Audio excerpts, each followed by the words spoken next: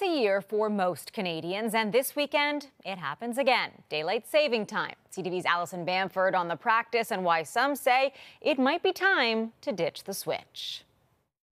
On Sunday, daylight saving time will end and most of Canada will fall back an hour into standard time. But for most Saskatchewanians who follow CST all year round, it will be just another weekend. The biggest inconvenience is like having hockey games start later. Just when you're doing Zoom meetings, especially now, you got to sort of keep track of it. For the rest of the country, turning back time means a chance to catch up on some sleep. We're going to feel better on Monday morning because we're getting our circadian clocks aligned with our work schedule and our solar day. Researchers say falling back in November is typically easier on a person than springing forward an hour every March. Studies show an increase in heart attacks and strokes and adverse effects to the digestive and immune systems when entering daylight saving time in the spring. But that's not to say some won't feel the effects this time around. The fall, some of the effects that seem to stand out a bit more are some on the effects on mental health.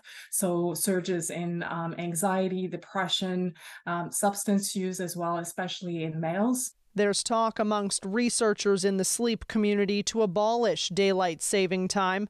Ontario passed a bill to ditch the biannual time change in 2020, but it will only come into effect if Quebec and New York follow suit. BC voted in favor of similar legislation in 2019, dependent on neighboring states making the shift.